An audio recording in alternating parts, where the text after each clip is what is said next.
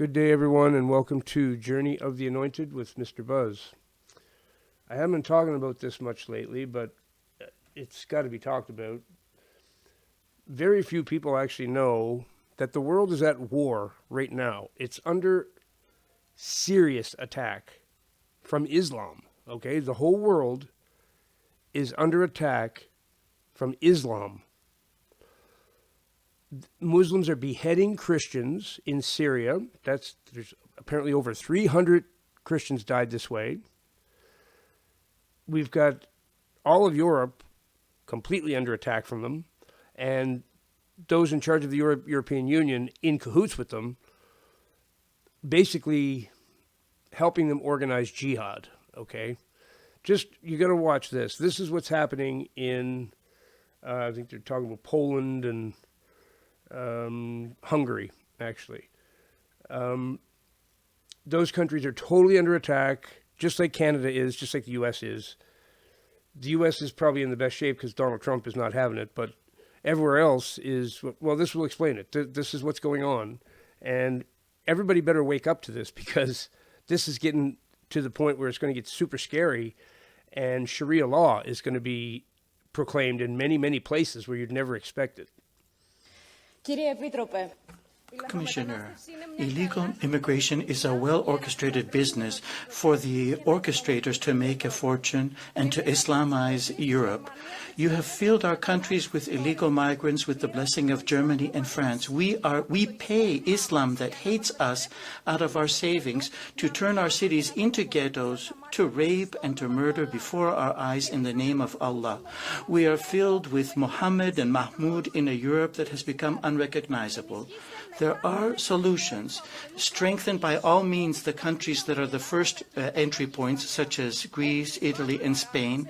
Those who enter European territory illegally, they should receive no benefits, they should receive no asylum. They should be arrested, they should have their mobile phones confiscated, they should be taken to uninhabited islands, and then they should be deported to their country or countries outside of the European Union.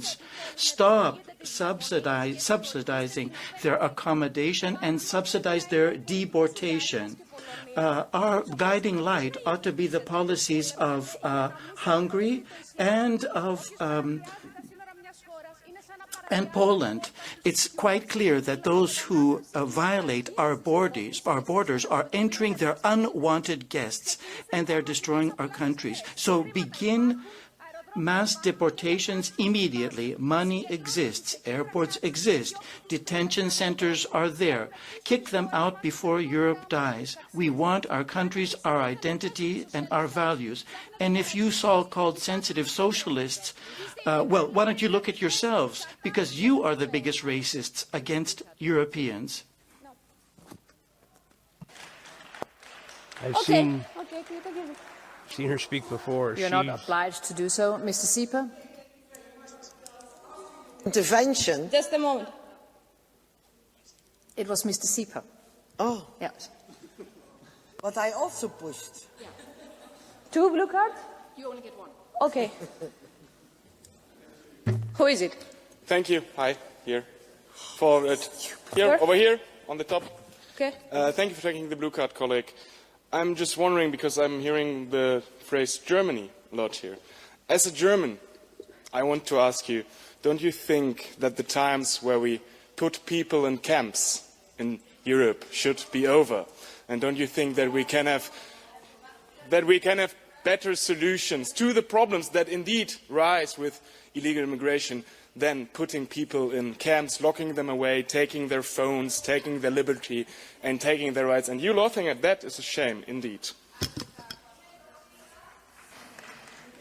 Mr. Latinopoulou?